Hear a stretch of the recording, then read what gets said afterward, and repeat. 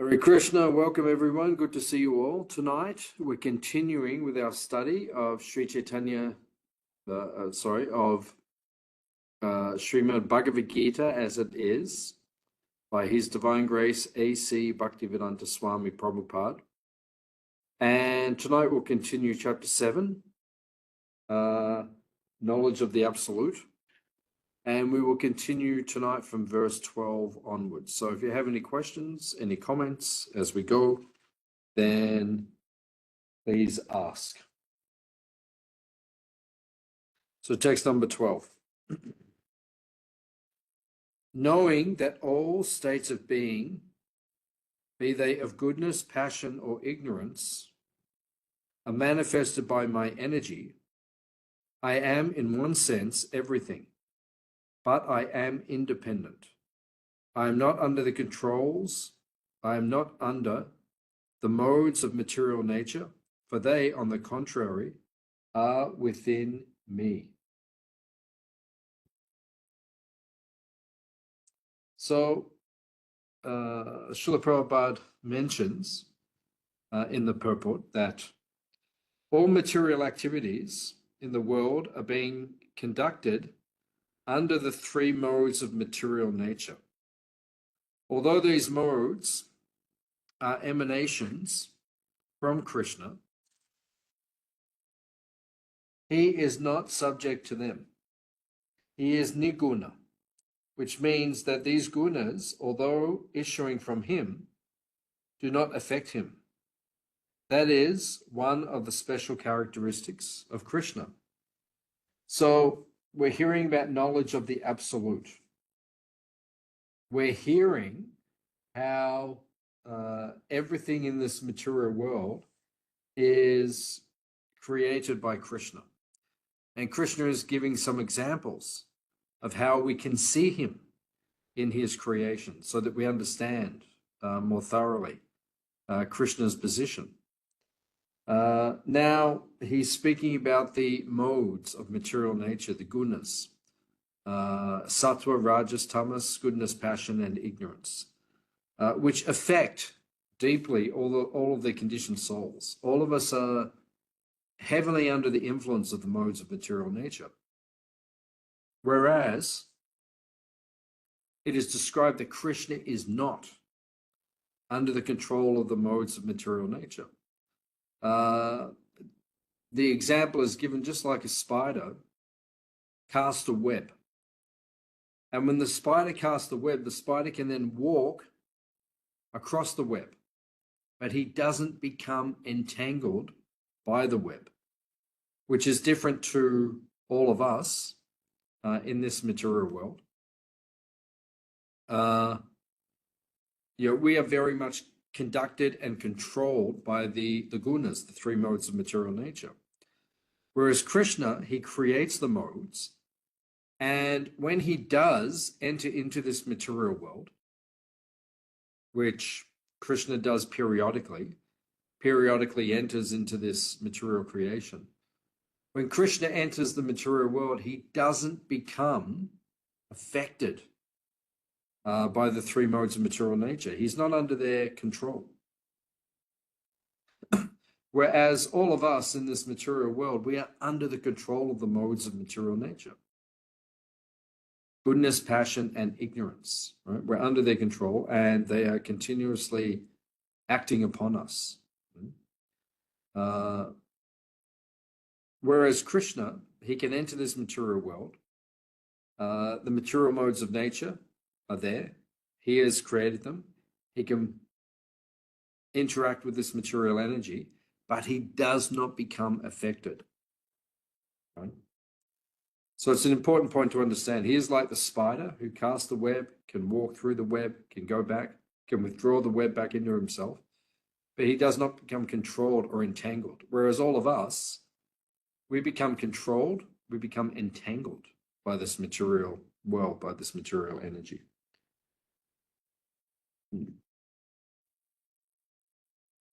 Text number 13. Deluded by the three modes, goodness, passion, and ignorance, the whole world does not know me, who am above the modes and inexhaustible.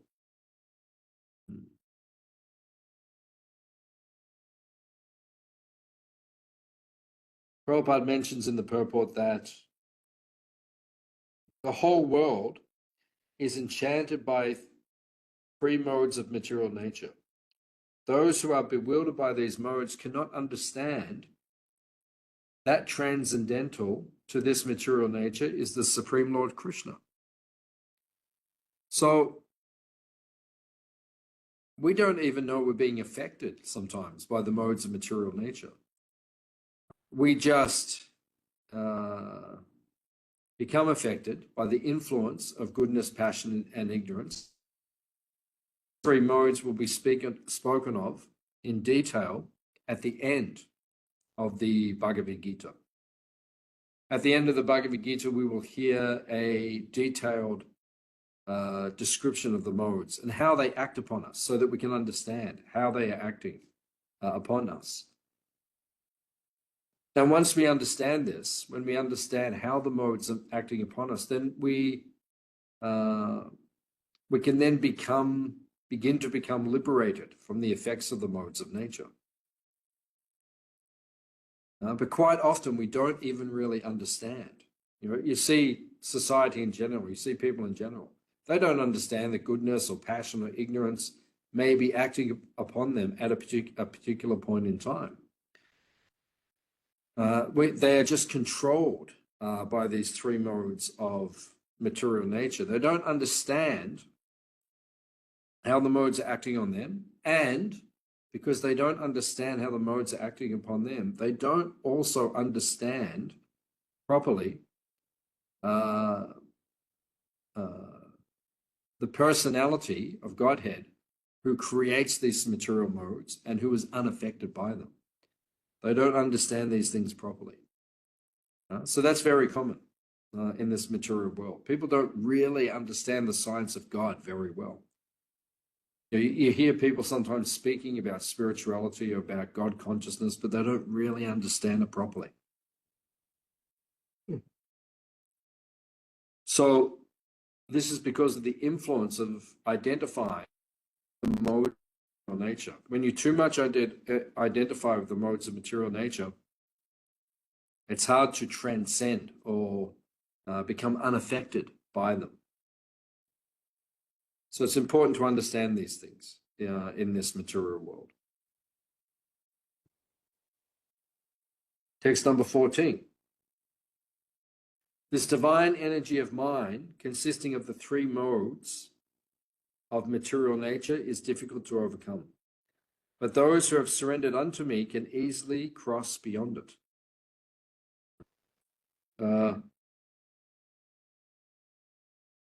This is a famous verse from the Bhagavad Gita, a very famous verse, that the three modes of material nature are extremely powerful and they have a deep influence on everyone in this material world. So this Krishna says in this verse, this divine energy of mind. First of all, the three modes of material nature are divine because they're emanating from God Himself. All of God's energy is ultimately divine. This material world that we find ourselves in, ultimately, it is divine. It is spiritual. Because it is a transformation of Brahman, of spirit. This material energy is created by God Himself. So because it is created by God,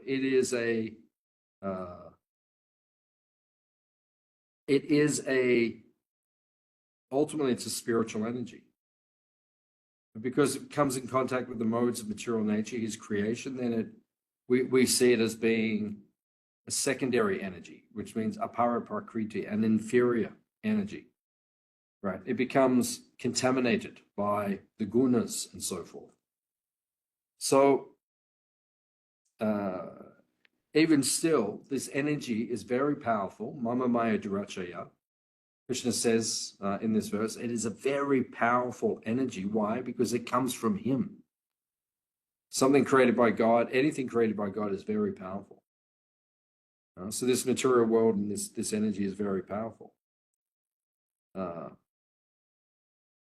gunas, Daivihesha gunamai, guna means, Prabhupada explains in the commentary, it can mean rope. It can mean qualities, the gunas, the three modes of nature, but it can also mean the rope. So a rope has three twines, which twist around each other. And those three twines of the rope, they are very strong. When you put the three twines together in the rope becomes very strong, almost unbreakable. And then it's entangling.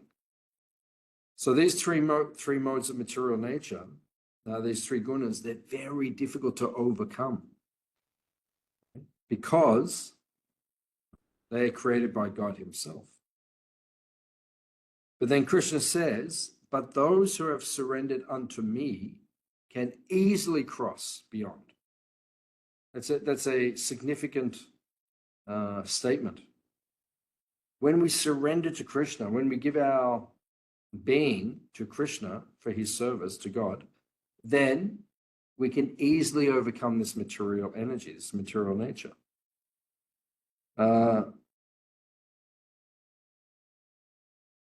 Therefore, Prabhupada explains in the purport nicely that the whole material ocean, the ocean of material existence, it becomes as small as the water in the hoof print of a calf. It means it becomes, and this is a verse from the Bhagavad Gita, it becomes easy to overcome, easy to cross. That's the potency. And when you surrender to Krishna, it becomes easy to overcome these things. So Srila Prabhupada says in the purport, another meaning of guna is rope. The conditioned soul is tightly tied by the ropes of illusion. Therefore, only Lord Krishna or the Guru can release the conditioned soul. Devotional service can help one gain such release. Therefore, surrender unto the lotus feet of the Lord is the only means to get free from the clutches of material nature. We can only get free from this material world when we surrender to Krishna. If we don't surrender to Krishna, it's very difficult to cross beyond the modes of material nature, to cross beyond this world.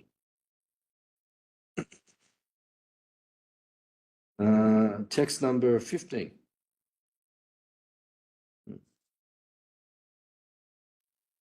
Those miscreants who are grossly foolish, those who are the lowest of mankind, whose knowledge is stolen by illusion, and who partake in the atheistic nature of demons, do not surrender unto me.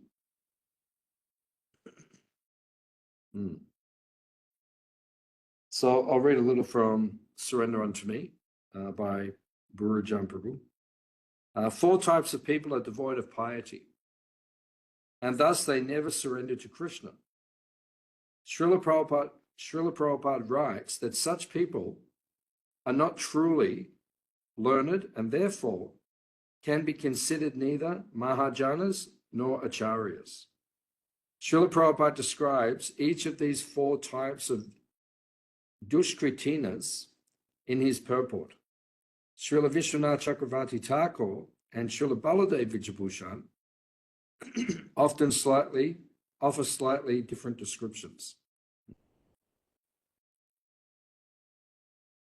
So there are 4 categories of personalities, it is said, who never surrender to Krishna.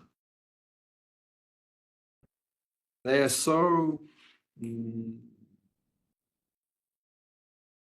materialistic in consciousness that they will not surrender to Krishna under any circumstance.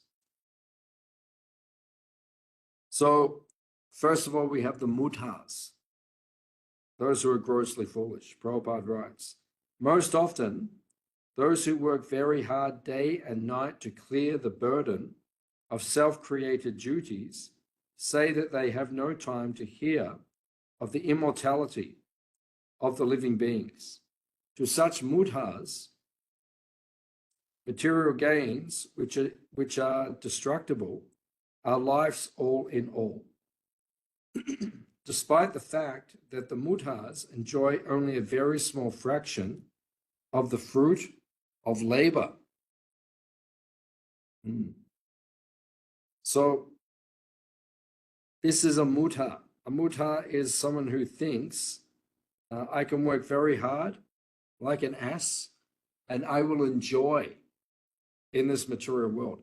Someone who is too attached to material enjoyment and works like an ass to achieve that attempt to achieve that material enjoyment, they are never happy in this material world.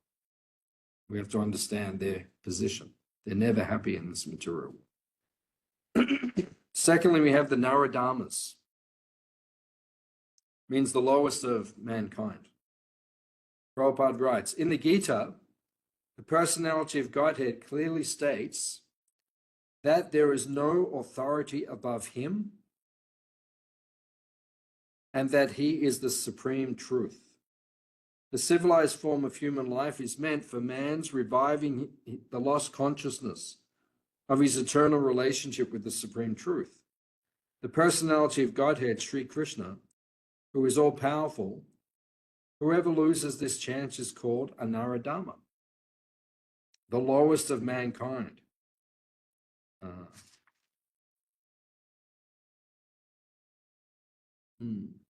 Very nice commentary by Vishwanath Chakravarti Thakur on this type of personality. He says that having become civilized human beings by practicing devotional service for some time, later decide that devotional practices are impractical for achieving their aims in life, and thus whimsically discard devotional service.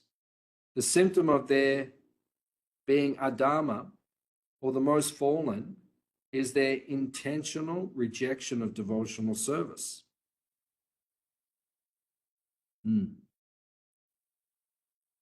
So someone may take up in the beginning devotional practices, devotional service, but then later on they think this is not practical. They lose faith and then they stop practicing devotional life. So they're called the lowest of mankind. Then we have Maya Ya Parita Gyanis, which means those whose knowledge is stolen by illusion. Prabhupada explains in the purport. In the Gita, in plain and simple language, it is stated that Sri Krishna is the Supreme Personality of Godhead. There is none equal to or greater than him. He is mentioned as the father of Brahma, the original father of all human beings. In fact, Sri Krishna is said to be not only the father of Brahma, but also the father of all species of life. He is the root of the impersonal Brahman and Paramatma, the supersoul in every entity, in his plenary portion.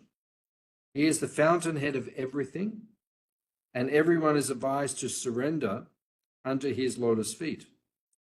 Despite all these clear statements, the Maya Ya Parita Jnana deride the personality of the Supreme Lord and consider him merely another human being. They do not know that the blessed form of human life is designed after the eternal and transcendental feature of the Supreme Lord.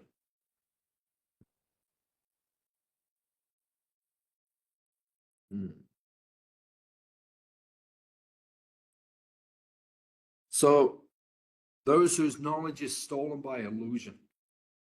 Although the Vedic texts give so much evidence to support Krishna's tu Bhagavan Swayam, that Krishna is the original personality of Godhead, these Maya Aparita Jnanis, these materialists, they cannot understand. Their knowledge is stolen by illusion, and they cannot understand Krishna's supreme position. So because they cannot understand Krishna's supreme position, it is considered that their knowledge is stolen by illusion. They don't have realized knowledge, because like the Mayavadis, they decide that the ultimate absolute truth is not a personality. They will not accept Krishna's supreme personality, his supreme position. So their knowledge is stolen by illusion. They don't actually understand. And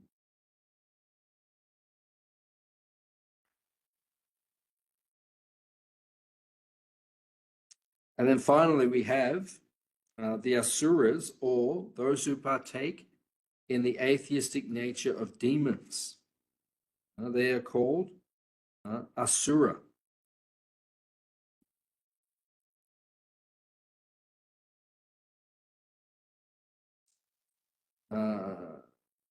Srila Prabhupada explains, such persons whose very principle of life is to decry the personality of Godhead cannot surrender unto the lotus feet of Sri Krishna. Jarasandha is an example of an Asura. Although he had knowledge, jnana, he hated Krishna and even wanted to kill him. So some people are just Asuric by nature. In other words, they're envious of God, envious of Krishna, and they decry or defy, attempt to defy his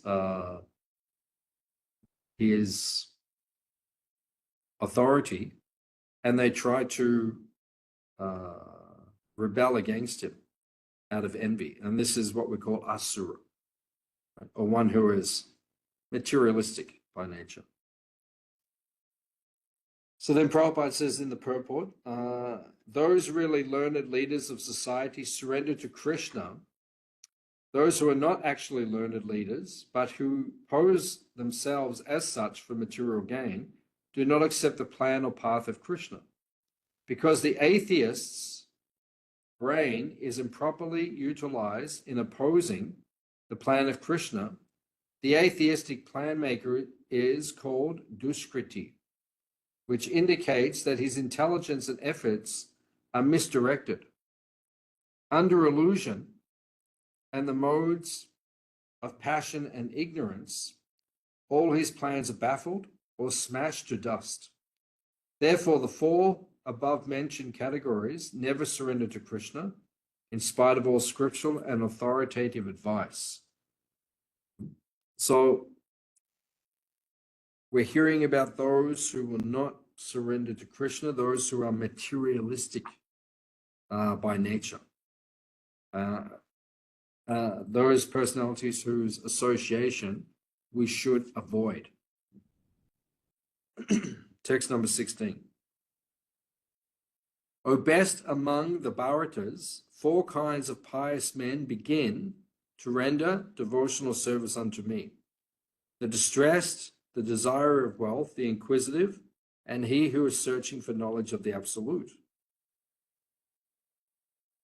So,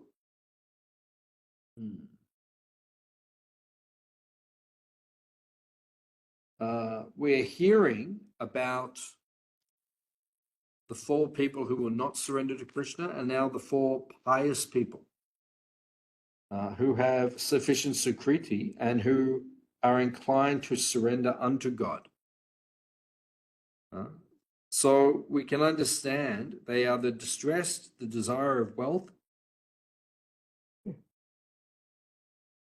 the inquisitive, and those searching after the knowledge of the Absolute. Now, according to Varnashram Dharma, we can understand which Varna someone is in because of the reason why they come to Krishna.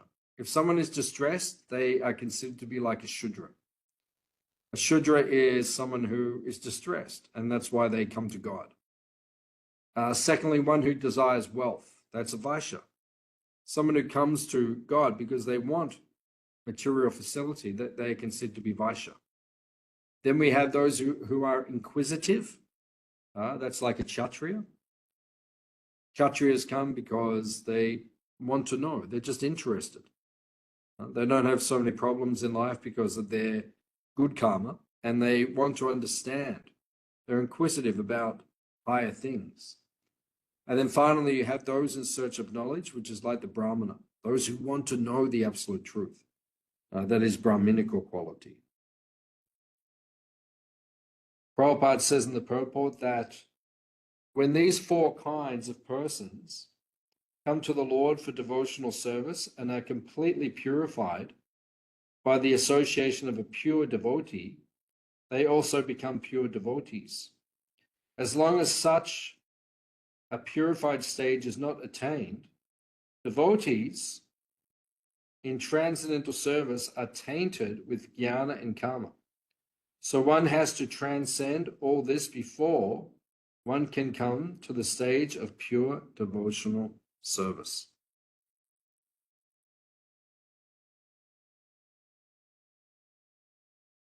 So these four kinds of persons, when they focus on Krishna, they become purified and they rise to the platform of pure devotional service, which is what Krishna is recommending in the Bhagavad Gita. Text number 17. Of these, the one who is in full knowledge and who is always engaged in pure devotional service is the best, for I am very dear to him and he is dear to me. Prabhupada explains in the purport that free from all contaminations of material desires, the four kinds of pious men can all become pure devotees. But in the preparatory stage, the man in full knowledge of the Lord and who is at the same time executing devotional service is very dear to the Lord. He who is situated in pure knowledge of the transcendence of Krishna is so protected in devotional service that material contamination cannot touch him.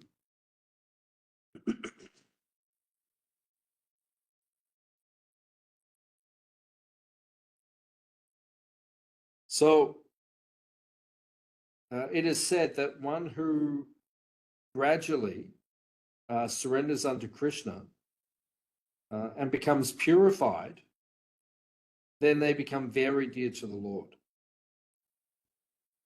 So it may be easier for someone who is Brahminical, who has knowledge, who is detached from this world, Vairagya Vidya Nija Bhakti Yogena, one who has knowledge and detachment, it may be easier for them to come to devotional service. Therefore, Krishna is saying that the Brahminical type of person is the best in society, and they want to understand about Krishna because of their elevated nature. So therefore, they're considered to be exalted. Text number 18. All these devotees are undoubtedly magnanimous souls, but he who is situated in knowledge of me, I consider to be just like my own self. Being engaged in my transcendental service, he is sure to attain me, the highest and most perfect goal.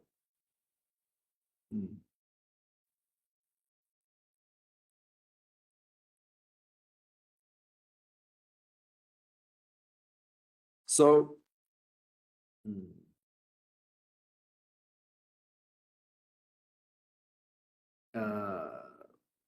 it is being explained in this verse, text number 18. Prabhupada explains that the devotee in full knowledge is very dear to Krishna because his only purpose is to serve Krishna with love and devotion. Such a devotee cannot live a second without contacting or serving Krishna. Similarly, Krishna is very fond of his devotee and cannot be separated from him.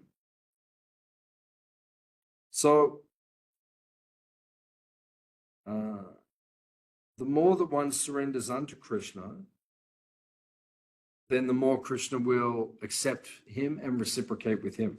So it doesn't actually matter. Obviously, it's easier for someone who's in the mode of goodness, someone who is Brahminical by nature, is detached from this world. It's easier for them to come to Krishna. But actually, anyone who surrenders to Krishna, they can come to him. That is their special position. So Krishna accepts anyone from any position. As long as they have bhakti and they are sincere, Krishna will accept them.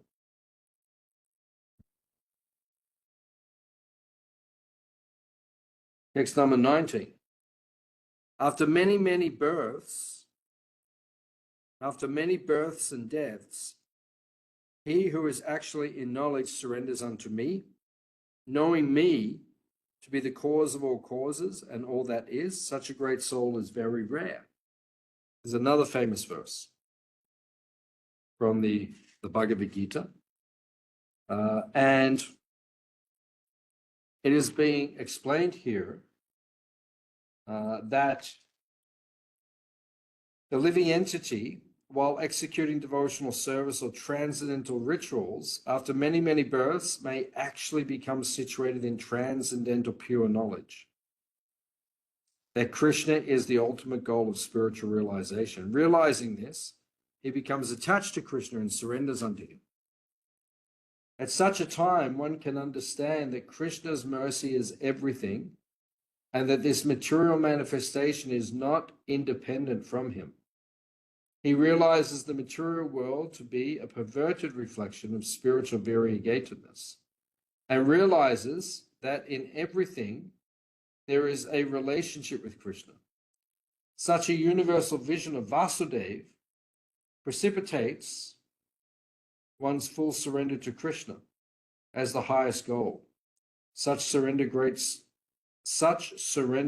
souls are very rare. So this is the goal. It's very rare that someone will take to pure devotional service, who will fully dedicate themselves to Krishna.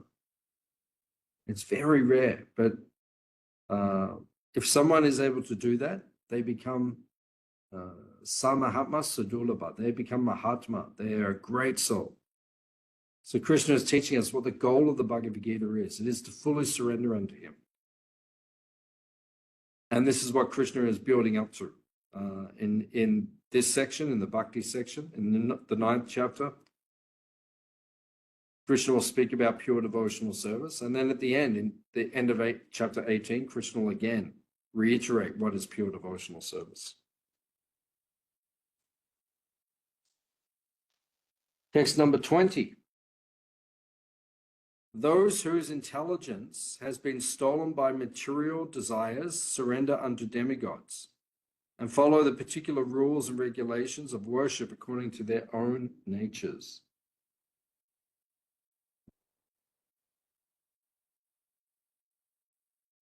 Prabhupada explains in the purport, a pure devotee knows that Krishna is the master of all. Therefore, a pure devotee never goes to demigods for satisfaction of his material needs. He depends on Krishna, and the pure devotee is satisfied with whatever he gives.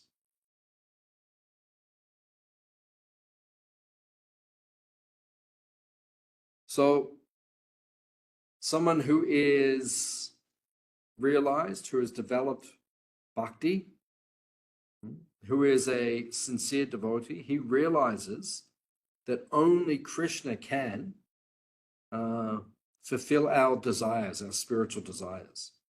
Therefore, a devotee does not go to any other personality. He doesn't go to any demigod.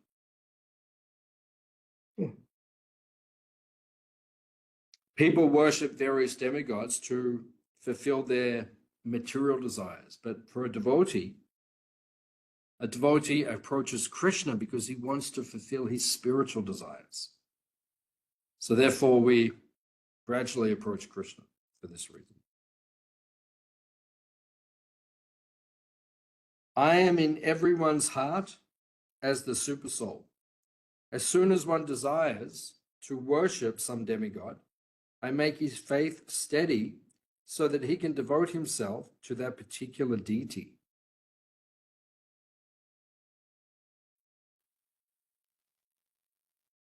Srila Prabhupada explains that God has given independence to everyone. Therefore, if a person desires to have material enjoyment, the Supersoul understands and gives facilities to such persons. As the Supreme Father, he does not interfere with their independence, but his ultimate instruction we find in the Bhagavad Gita: one should give up all other engagements and fully surrender unto him. That will make a person happy.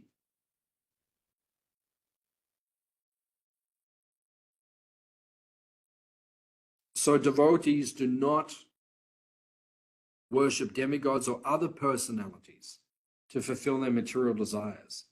Akama savakama va moksha kama udaradi. It says in the Bhagavatam that if you do have material desires, of course, we should not approach Krishna to fulfill our material desires. But if we do approach Krishna to fulfill material desires,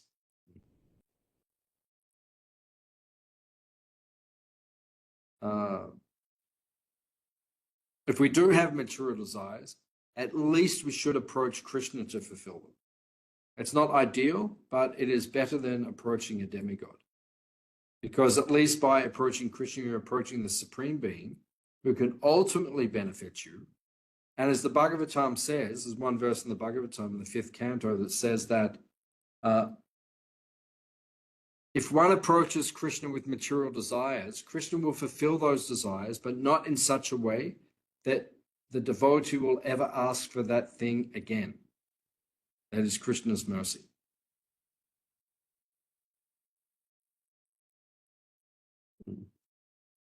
Text number 22. Endowed with such a faith, he endeavors to worship a particular demigod and thus obtains his desires. But in actuality, these benefits are bestowed by me alone.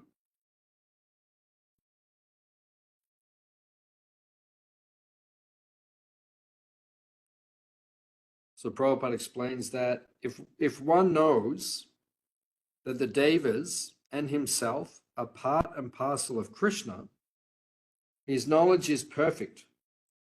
But if he does not understand this, he achieves different planets of the Devas. The pure devotee achieves eternal blissful existence, full of knowledge. Krishna is unlimited. His favor is unlimited. His mercy is unlimited. So it is being explained in the Bhagavad Gita that if one worships devatas, if one worships demigods, one will go to them. They will fulfill one's material desires, and one will go to a place where one can enjoy more material desires. But if one worships Krishna with sincere bhakti or sincere devotion, Krishna says in Gita, you will go to the Param Gati. You will go to the supreme destination. And in that supreme destination, you will attain Krishna in Goloka Vrindavan, which is the goal of all Gaudiya Vaishnavas, the followers of Chaitanya Mahaprabhu.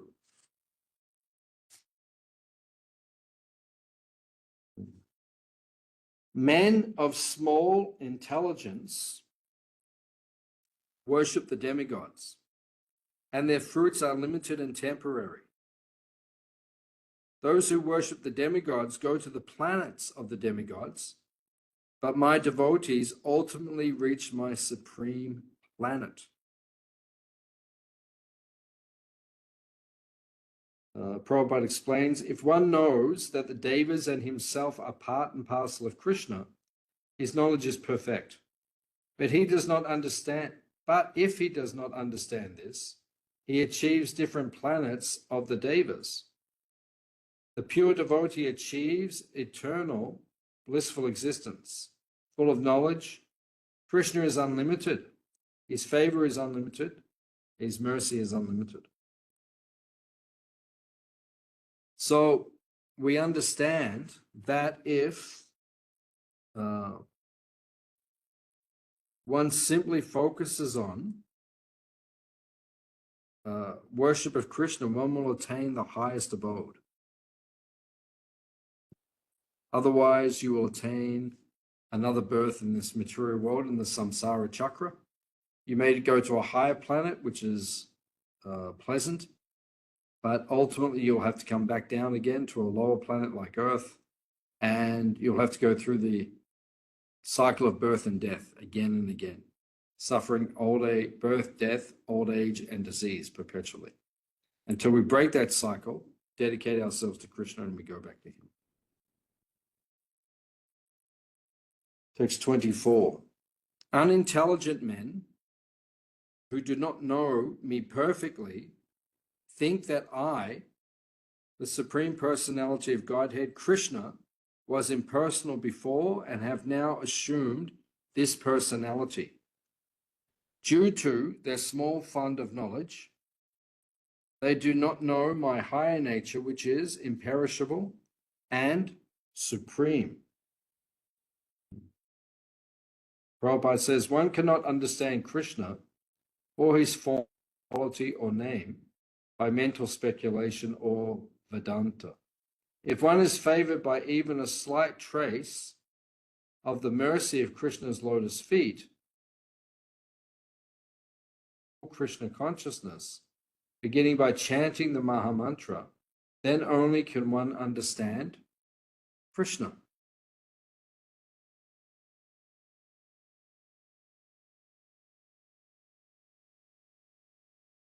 So once again, Krishna and Srila Prabhupada in these purports are emphasizing this point. We have to decide in our lives, in our existence in this material world, where we want to go to. If you want to go to Krishna, you have to perform the activities in the sadhana to go to Krishna. If you want to go to some material destination in this world, you have to perform the activities to go to that place. So the choice is ours as to where we want to go in this, from this position that we have in the material world. Text 25. I am never manifest to the foolish and unintelligent. For them I am covered by my internal potency, and therefore they do not know that I am unborn and infallible.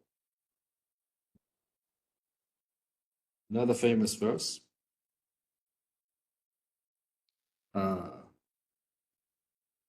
Srila Prabhupada comments that, but for his pure devotees, all men consider Krishna to be like themselves. He is manifest only to his devotees as the reservoir of all pleasure. Krishna, in his transcendental form of bliss and knowledge, is covered by the curtain of Yoga Maya, the internal potency of the Brahma Jyoti, and the less intelligent impersonalists cannot see Krishna on this account.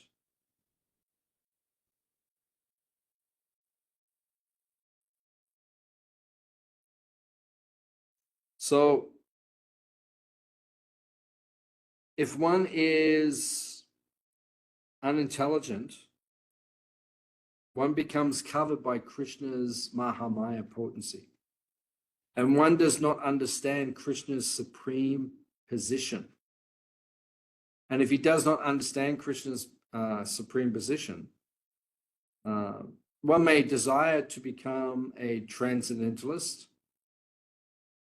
but if he refuses to surrender unto Krishna in his personal form, then he may begin to worship the Brahma Jyoti and become a Brahmavadi or a Mayavadi,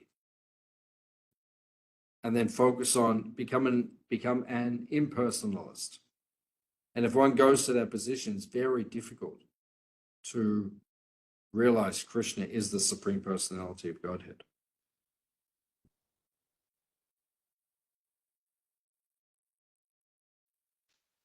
Text 26, O Arjuna, as the Supreme Personality of Godhead, I know everything that has happened in the past, all that is happening in the present, and all things that are yet to come. I also know all living entities, but me no one knows.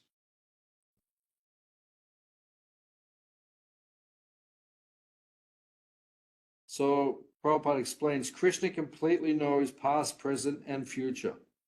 Maya cannot cover Krishna by his internal potency. He is not manifest to the less intelligent. Even if one is perfected by realization of Brahman or Paramatma, he cannot possibly understand Krishna without being Krishna conscious.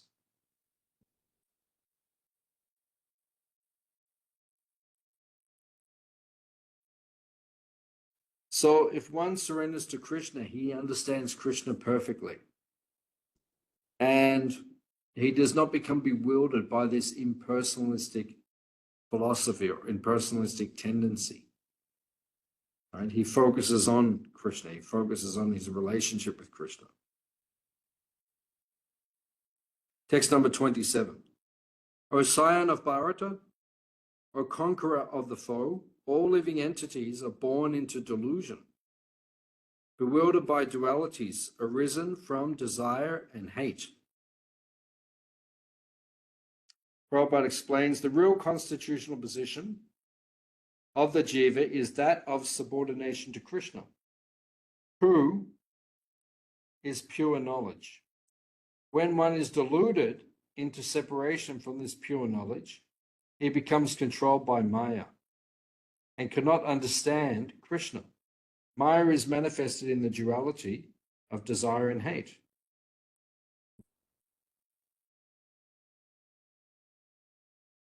So this verse nicely explains that when we are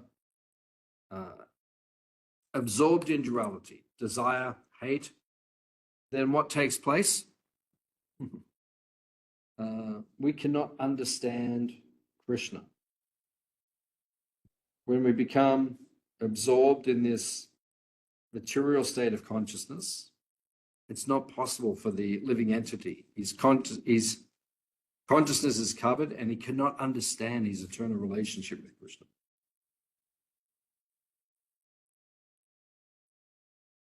The persons who have acted piously in previous lives and in this life, and whose sinful actions are completely eradicated, are free from the dualities of delusion, and they engage themselves in my service with determination.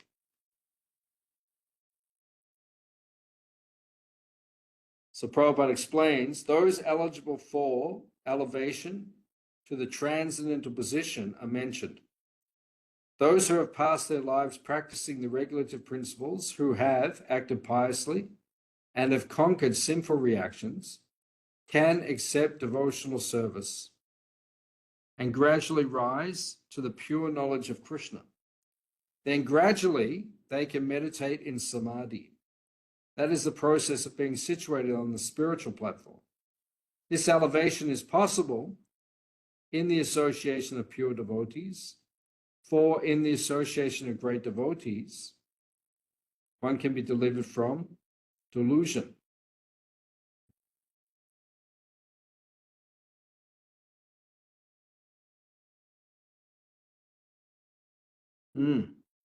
So Prabhupada is nicely explaining here that if we gradually practice the path of bhakti, right, it takes time. It can even take lifetimes to become a pure devotee. Or if one's very fortunate and one dedicates oneself in this lifetime, one can also transcend this material world and go back to Krishna. So this is the position that we have to follow. Right? The position we have to follow is to focus on attaining Krishna. And if we focus on attaining Krishna, we can transcend this material world. As Prabhupada says, by the association of great devotees, we can be delivered from delusion.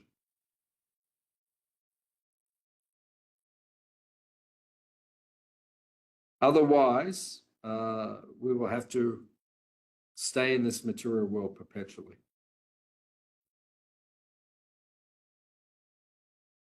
Text number 29.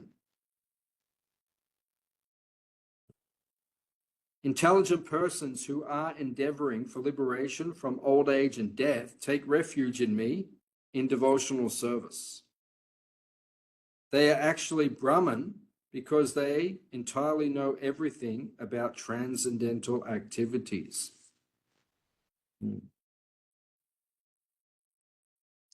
So Prabhupada explains that Aham Brahmasmi, I am spirit, one should understand that he is Brahman. The pure devotees are transcendentally situated on the Brahman platform, and they know everything about transcendental activities. One who attains a spiritual body becomes one of the associates of Krishna and engages in eternal devotional service.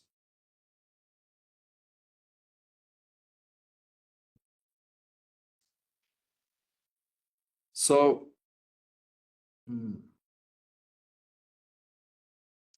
one who understands he is not the body, then he can transcend this material world, and then he becomes a candidate to perform pure devotional service and gradually attain a spiritual body in Krishna's eternal pastimes.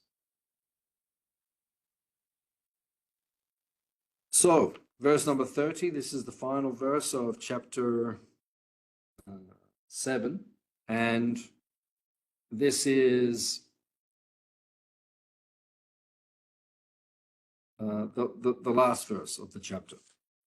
Those in full consciousness of me, who know me, the Supreme Lord, to be the governing principle of the material manifestation of the demigods and of all methods of sacrifice, can understand and know me, the Supreme Personality of Godhead, even at the time of death. So then Prabhupada explains in the purport, this 7th chapter particularly explains how one can become fully Krishna conscious. The beginning is the association of Krishna conscious persons. He who is elevated engages in Krishna conscious activities and thereby attains his position as Krishna's servant. He takes pleasure in hearing and glorifying Krishna in pure devotion. He is convinced that by doing so, all his objectives will be fulfilled. This is Dhridavrata and is the beginning of Bhakti Yoga. This 7th chapter is the substance of that conviction.